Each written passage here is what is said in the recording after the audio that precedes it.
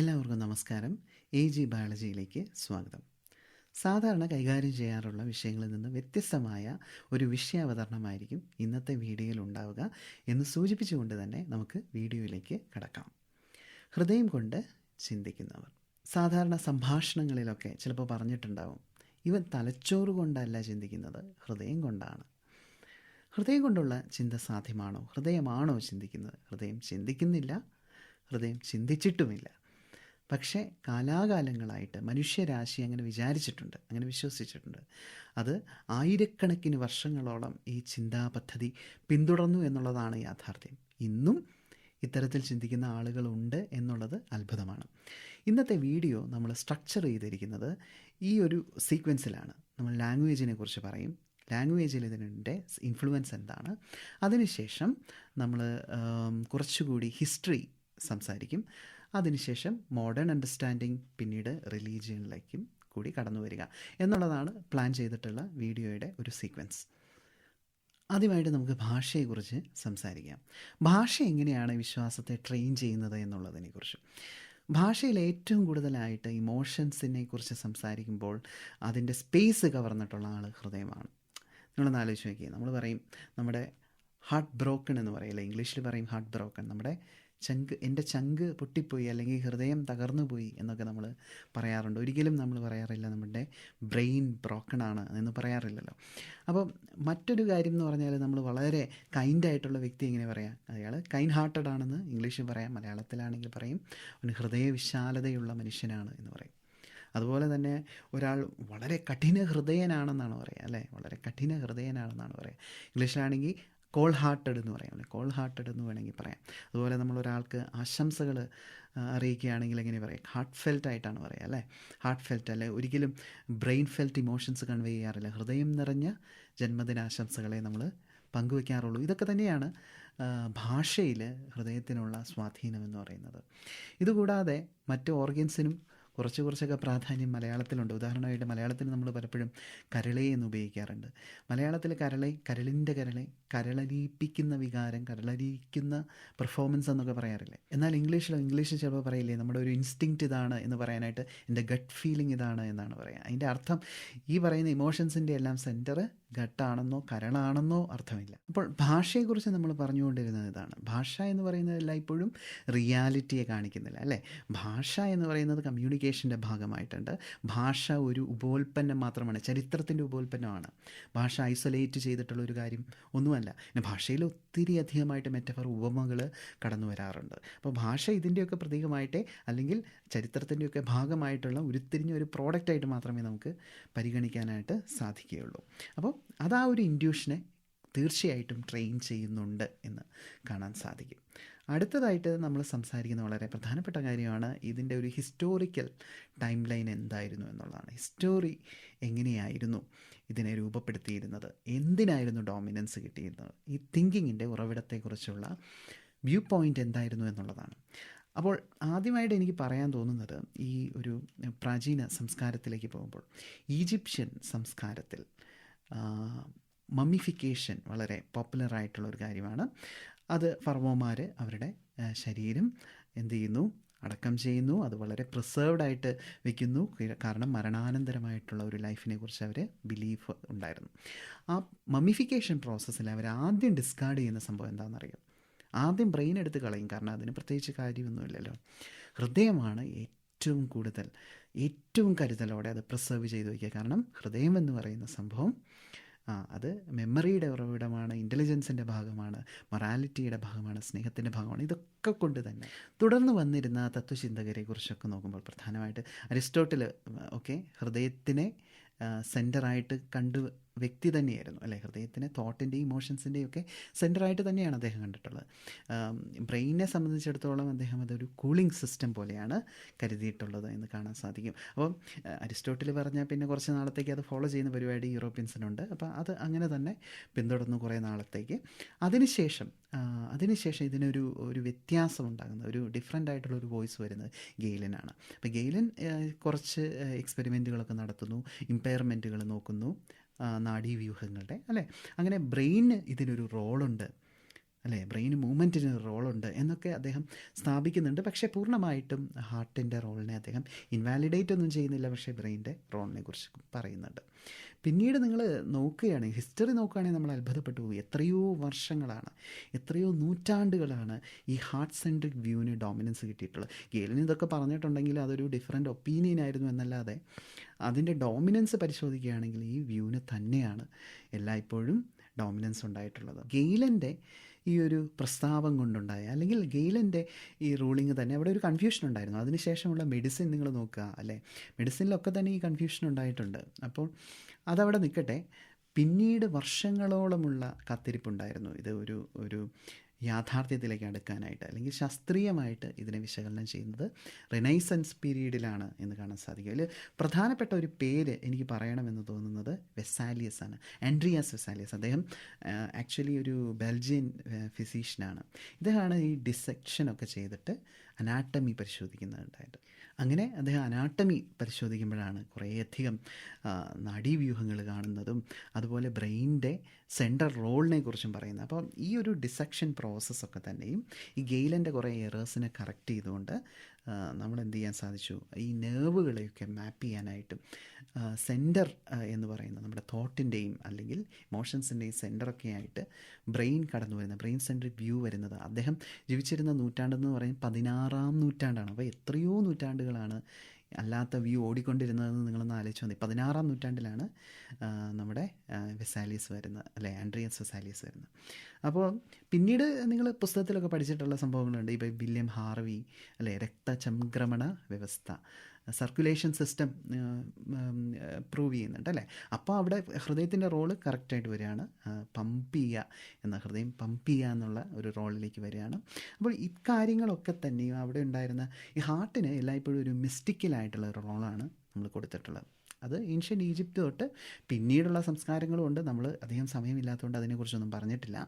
പക്ഷേ ഒരു മിസ്റ്റിക്കൽ റോളാണ് കൊടുത്തിട്ടുള്ളത്. അതൊക്കെ തന്നെ തിരുത്തപ്പെടുന്നത് ഈ ശാസ്ത്രീയമായ ചിന്തകളുടെ ഭാഗമായിട്ടാണ്, ശാസ്ത്രീയമായ ചിന്തയുടെ ഭാഗമായിട്ടാണ് എന്ന് കാണാൻ സാധിക്കാം.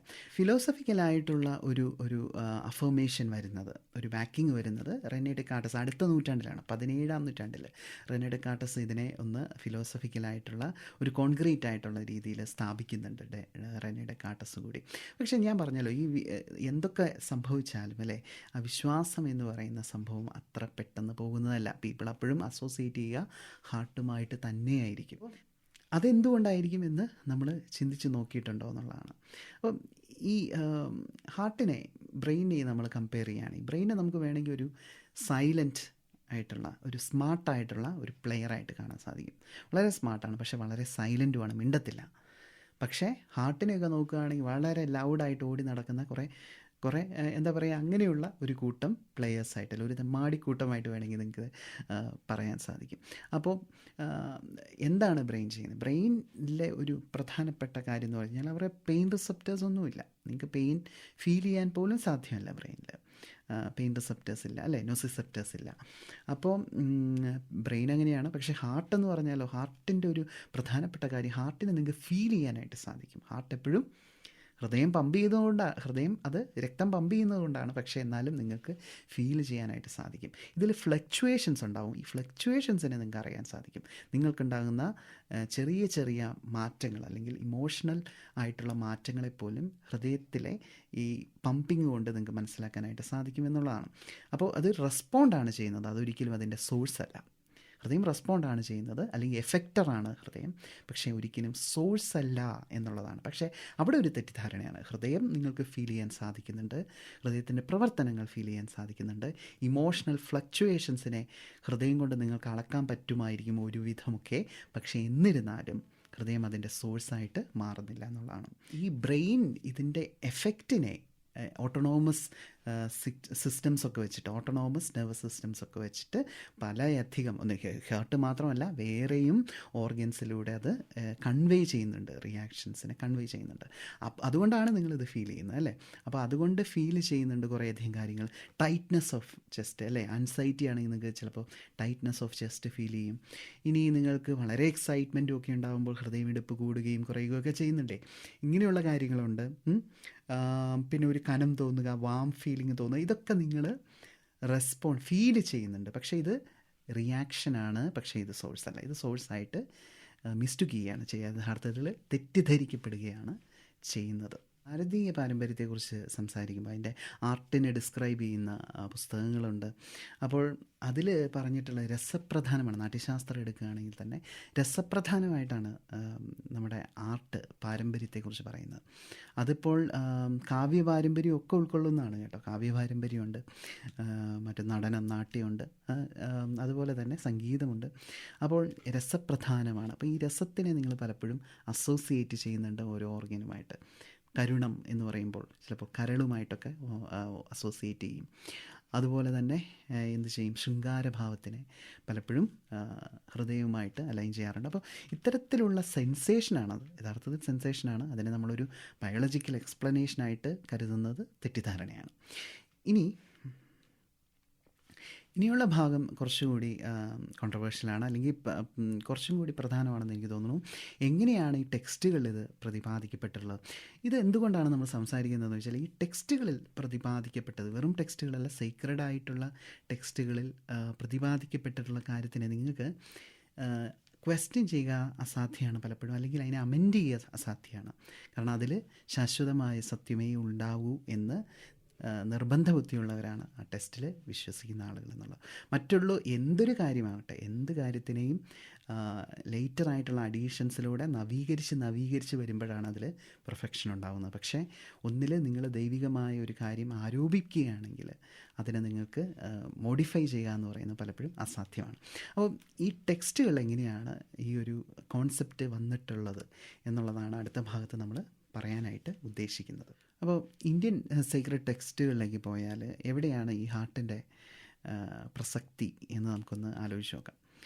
അപ്പോൾ വേദാന്തങ്ങൾ എടുക്കുകയാണെങ്കിൽ, ഇപ്പോൾ ഉപനിഷത്തുകളിലേക്ക് പോവുക. അപ്പോൾ ഉപനിഷത്തുകളിലേക്ക് പോവുകയാണെങ്കിൽ ക്ലിയറായിട്ട് എനിക്ക് ഫേവറേറ്റ് ആയിട്ട് തോന്നുന്ന ഒരു വാചകം ചാന്തോക്യ ഉപനിഷത്തിൽ നിന്നാണ്. അപ്പോൾ ഇത് നിങ്ങളൊന്ന് വായിച്ചു നോക്കുക. ഇതിലെന്താണ് അതിൻ്റെ മീനിങ് ഇവിടെ കൊടുത്തിട്ടുണ്ട്. അപ്പോൾ ഇത് എന്താണ് ഉദ്ദേശിക്കുന്നത് എന്നുള്ളത് ചാന്തോക്യ ഉപനിഷത്തിൽ വളരെ ക്ലിയറായിട്ട് പറയുന്നുണ്ട്, ആത്മൻ എവിടെയാണ് എന്നുള്ളത്.